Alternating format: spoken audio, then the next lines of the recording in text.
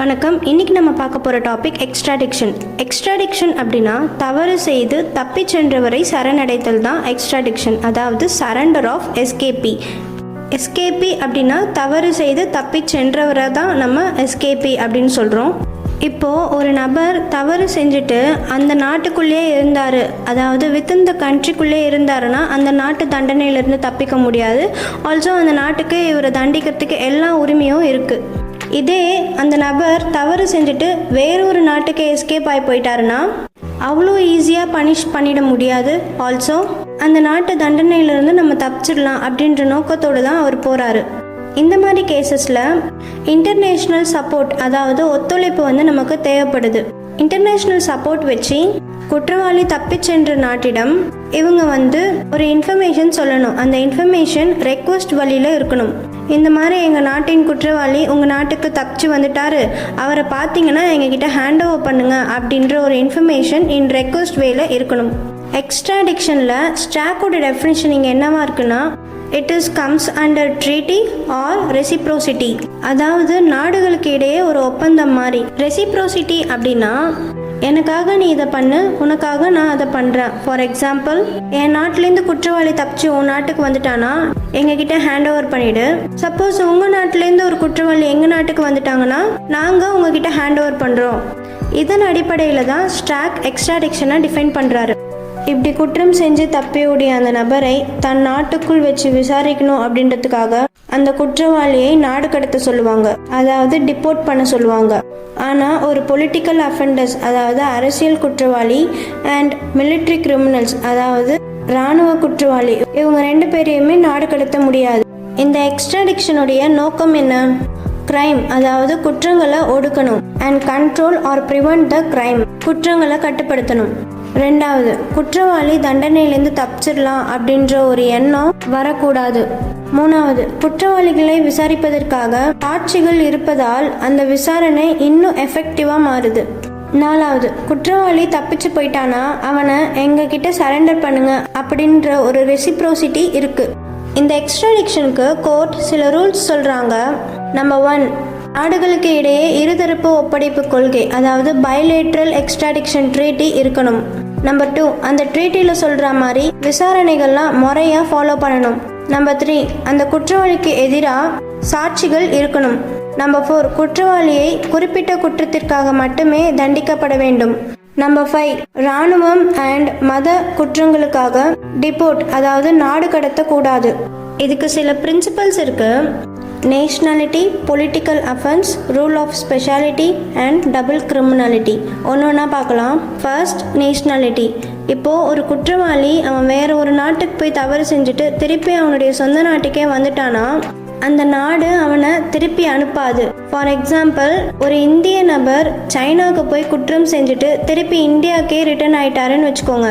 இப்போது China request பண்ணும், அந்த நபரை எங்ககிட்ட திருப்பி அனுப்புங்க, நாங்கள் அவரை தண்டிக்கணும் அப்படின்னு ரெக்வெஸ்ட் பண்ணோம்.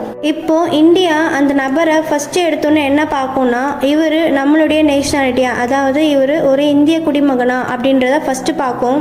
சப்போஸ் அவர் இந்திய குடிமகனாக இருந்தார் அப்படின்னா அவரை திருப்பி சைனாவுக்கு அனுப்ப மாட்டாங்க. அதுக்கு பதிலாக இந்தியாவே அந்த நபருக்கு தண்டனை கொடுத்துரும். Second, political offence. இப்போது ஒரு நபரோ இல்லை அரசியல்வாதியோ வேறொரு நாட்டுக்கு போய் அரசியல் சார்ந்த குற்றங்கள் இல்லைனா அரசியல் நோக்கத்துக்காக ஒரு குற்றம் செஞ்சுட்டு அவருடைய சொந்த நாட்டுக்கு ரிட்டர்ன் ஆயிட்டாருன்னா அந்த நாடு அவரை திருப்பி அனுப்பாது. ஃபார் எக்ஸாம்பிள், சிங்கப்பூரில் ஆட்சி சரியில்லை அப்படின்னு சொல்லிட்டு இந்தியாவில் இருக்கக்கூடிய ஒரு நபர் சிங்கப்பூருக்கு போயிட்டு ப்ரொட்டஸ்ட் செஞ்சுட்டு திருப்பி இந்தியாவுக்கே ரிட்டர்ன் ஆயிட்டாருன்னு வச்சுக்கோங்க. இப்போது சிங்கப்பூர் கவர்மெண்ட் ரெக்வஸ்ட் பண்ணி எக்ஸ்ட்ரடிட் பண்ணுங்க, நாங்கள் அவருக்கு தண்டனை கொடுக்கணும் அப்படின்னு சொன்னால் இந்தியா அவரை அனுப்பாது. பிகாஸ் இது பொலிட்டிக்கல் சம்மந்தப்பட்ட விஷயம். ஆல்சோ இது ஒரு காமன் திங் கூட. இந்தியா அவரை அப்படி அனுப்புனாங்கன்னா அவருடைய ஃபண்டமெண்டல் ஹியூமன் ரைட்ஸ் பாதிக்கும். அதனால ஒரு பொலிட்டிக்கல் ரிலேட்டட் அப்படி இல்லைன்னா அரசியல் நோக்கத்திற்காக ஒரு குற்றம் செஞ்சா அந்த நபர் தண்டிக்கப்பட மாட்டார். மூணாவது, ரூல் ஆஃப் ஸ்பெஷாலிட்டி, அதாவது punish the accuse only for the crime. அவர் செஞ்ச குற்றத்திற்காக மட்டுமே அவரை தண்டிக்கணும். அதை தவிர்த்து எக்ஸ்ட்ரா குற்றத்துக்காக அவரை அதே விசாரணையில் தண்டிக்கக்கூடாது. அது சொல்கிறது தான் ரூல் ஆஃப் ஸ்பெஷாலிட்டி. இதுக்கு ஒரு கேஸில் பார்த்துடலாம். America versus Rauscher 1886. அமெரிக்காவில் இருக்கக்கூடிய ராவ்ஸ்டர் அவருடைய வேலைக்காரரை கொண்டுட்டு பிரிட்டனுக்கு ஓடி போயிடுறாரு. இப்போ வழக்கம் போல் அமெரிக்கா பிரிட்டன் கிட்ட ரெக்வஸ்ட் பண்ணுது, அவர் கொலை செஞ்சு உங்கள் நாட்டுக்கு ஓடி வந்துட்டாரு, எங்ககிட்ட அவரை திருப்பி அனுப்புங்க, நாங்கள் அவருக்கு தண்டனை கொடுக்கணும் அப்படின்னு எக்ஸ்ட்ரடிட் பண்ண சொல்கிறாங்க. பிரிட்டன் கவர்மெண்ட்டும் ராவ்ஸ்டரை திருப்பி அமெரிக்காவுக்கு அனுப்பிட்டாங்க. அமெரிக்கன் கவர்மெண்ட் இப்போது ராஸ்டருக்கு அவர் செஞ்ச அந்த கொலைக்கான தண்டனையை கொடுக்காம ஜான்சன் அப்படின்ற ஒரு நபரை ராஸ்டர் கொடூரமாக காயப்படுத்தியதற்காக தண்டனை இவருக்கு வழங்கப்பட்டது. இதுக்கு கோர்ட் என்ன சொன்னாங்கன்னா, அவரை எந்த குற்றத்திற்காக எக்ஸ்ட்ரடிட் பண்ணீங்களோ அந்த குற்றத்திற்கான தண்டனையை மட்டும் வழங்குங்க அப்படின்னு கோர்ட் சொல்லிட்டாங்க. 4வது, டபுள் கிரிமினாலிட்டி. ஒரு நபர் செய்த குற்றம் அந்த இரு நாடுகளிலுமே குற்றமாக இருந்தால் அதை தான் டபுள் கிரிமினாலிட்டி அப்படின்னு டிஃபைன் பண்ணுறாங்க. ஃபார் எக்ஸாம்பிள், மர்டர் அப்படின்றது இந்தியாவிலையும் அது குற்றம்தான், ஃப்ரான்ஸ்லேயும் அது குற்றம்தான். இப்போது ஒரு நபர் இந்தியாவில் கொலை செஞ்சுட்டு ஃப்ரான்ஸுக்கு தப்பி ஓடி போயிட்டாருன்னா இப்போது இந்தியா கவர்மெண்ட் ஃப்ரான்ஸுக்கு ஒரு ரெக்வஸ்ட் பண்ணோம், அவர் கொலை செஞ்சு உங்கள் நாட்டுக்கு வந்திருக்காரு, அதனால் அவரை திருப்பி எங்கள் நாட்டுக்கு அனுப்புங்க, நாங்கள் அவருக்கு தண்டனை கொடுக்கணும் அப்படின்னு. இப்போது ஃப்ரான்ஸ் கவர்மெண்ட் அவர் செஞ்ச குற்றத்தை பார்ப்பாங்க. இவர் செஞ்ச குற்றம் நம்ம நாட்டிலையும் இது குற்றமாக இருக்கா அப்படின்றத ஃபஸ்ட்டு பார்ப்பாங்க. சப்போஸ் அது அவங்க நாட்டிலையும் அது குற்றமாக இருந்துச்சு அப்படின்னா அது டபுள் கிரிமினாலிட்டி லிஸ்ட்டில் வந்துடும். இந்த மாதிரி டபுள் கிரிமினாலிட்டியில் இருக்கக்கூடிய ஒரு குற்றம் செய்த ஒரு நபரை இமிடியேட்டாக அவங்க நாட்டுக்கே திருப்பி அனுப்பிடுவாங்க. இந்த மாதிரி காமனான குற்றங்கள்லாம் லிஸ்ட் அவுட் பண்ணி நாடுகளுக்கிடையே ஒரு ஒப்பந்தம் மாதிரி கிரியேட் பண்ணிக்கிறாங்க. அதாவது இந்த லிஸ்ட்டில் இருக்கிற குற்றங்கள்லாம் செய்து ஒரு நபர் உங்கள் நாட்டுக்கு தப்பி வந்தாருன்னா அவரை திரும்பி எங்கள் நாட்டுக்கே அனுப்பிடணும் அப்படின்ற ஒரு ஒப்பந்தம் போட்டுக்கிறாங்க. நம்ம இந்தியா 1962லேருந்து தான் இந்தியன் எக்ஸ்ட்ராடிக்ஷன் ஆக்ட், அதாவது இந்திய ஒப்படைப்பு சட்டத்தில் கீழுள்ள எல்லா ரூல்ஸையும் ஃபாலோ பண்ண ஆரம்பித்தாங்க. Extradition is a legal duty of a state. அதாவது தப்பிச் சென்ற ஒரு குற்றவாளியை அவனது சொந்த நாட்டிற்கே திரும்பி அனுப்புவது ஒவ்வொரு நாட்டின் கடமையா அப்படின்னா ஆமாம், கடமை தான். இது கிராட்டியஸ் எப்படி சொல்கிறாருன்னா, ஒன்று நீங்களே அவனுக்கு தண்டனை கொடுத்துருங்க, இல்லைன்னா எங்கள் நாட்டுக்கு அவனை திருப்பி அனுப்பிச்சிருங்க அப்படின்னு சொல்கிறாரு. நான் எக்ஸ்ட்ராடிக்ஷன் ஆஃப் பொலிட்டிக்கல் கிரிமினல். இன்டர்நேஷ்னல் லாவில் அரசியல் குற்றவாளிகள் ஒரு நாட்டிலிருந்து இன்னொரு நாட்டுக்கு தப்பிச் சென்றால் அவர்களை தண்டிக்கக்கூடாது அப்படின்னு ஒரு ரூல் இருக்குது. இதுக்கு ஒரு கேஸ்லாம் பார்த்துடலாம். ரீமியன்டர் கேஸ் 1894. மியன்டர் அப்படின்றவர் பாம்பு பிளாஸ்ட் பண்ணிட்டு ஃப்ரான்ஸ்லேருந்து இங்கிலாந்துக்கு தப்பிச்சு போயிடுறாரு. இப்போ ஃப்ரான்ஸ் என்ன பண்ணுதுன்னா இங்கிலாந்துக்கு ஒரு ரெக்வஸ்ட் கொடுக்குது, மியன்டர் என்பவரை எங்கள் நாட்டுக்கு திருப்பி அனுப்புங்க, நாங்கள் அவருக்கு தண்டனை கொடுக்கணும் அப்படின்னு ஒரு ரெக்வஸ்ட் கொடுக்குது. இங்கிலாந்து மியன்டரை அரெஸ்ட் பண்ணுறப்போ அவர் என்ன சொல்கிறாருன்னா, நான் ஒரு அரசியல்வாதி, நான் செஞ்ச குற்றத்துக்காக நீங்கள் என்ன அரெஸ்ட் பண்ண முடியாது அப்படின்னு டிஃபென்ஸ் பண்ணுறாரு. இது கேட்ட ஃப்ரான்ஸ் கவர்மெண்ட் பயங்கர கடுப்பாயிட்டாங்க.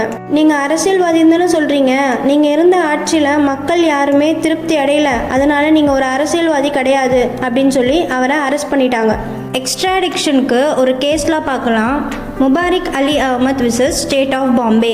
இவர் ஒரு பாகிஸ்தானி, இவருடைய ஏஜென்ட்லாம் வந்து பாம்பேயில் இருக்காங்க.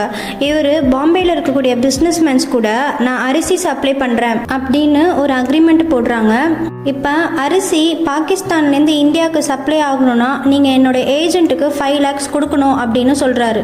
இந்த பிஸ்னஸ்மென்ஸும் நம்பி 5 lakhs கொடுத்துட்டாங்க. இப்போ இங்கே என்னன்னா, அந்த அரிசி பாகிஸ்தான்லேருந்து இந்தியாவுக்கு சப்ளையும் ஆகலை, இந்த முபாரிக் அலி அப்புறம் அவரோட ஏஜென்ட் எல்லாமே தலைமறைவு ஆயிட்டாங்க. ஸோ இந்த பிஸ்னஸ்மென்ஸ்லாம் சேர்ந்து சீட்டிங் கேஸ் ஃபைல் பண்ணுறாங்க செக்ஷன் 420ல். தலைமறைவான எல்லாரையுமே இங்கிலாண்டில் கண்டுபிடிச்சி இந்தியாவுக்கு எக்ஸ்ட்ரடிட் பண்ணுறாங்க. அதாவது குற்றவாளிகளை மீண்டும் அவரது நாட்டிற்கே திருப்பி அனுப்பிட்டாங்க. இப்போது இந்த குற்றவாளிகள் எப்படி டிஃபென்ஸ் பண்ணுறாங்கன்னா, நான் இந்தியன் கிடையாது, நான் பாகிஸ்தானி, ஆல்சோ நான் இந்தியாவில் இருந்து எந்த சீட்டிங்கும் பண்ணலை அப்படின்னு டிஃபென்ஸ் பண்ணுறாங்க. இதுக்கு கோர்ட் என்ன சொல்லுதுன்னா, குற்றம் செய்வதற்கு அந்த நாட்டில் தான் இருக்கணும்னு அவசியம் கிடையாது, உன்னோட குற்றத்தினால ஒரு நாட்டு குடிமகன் பாதிக்கிறானா அந்த குற்றத்துக்கு நீ தான் பொறுப்பு அப்படின்னு கோர்ட் சொல்கிறாங்க. ஸோ ஐபிசி செக்ஷன் 420 படி நீதிமன்றம் இந்த குற்றவாளிகளை தண்டித்தது வேலிட் தான்.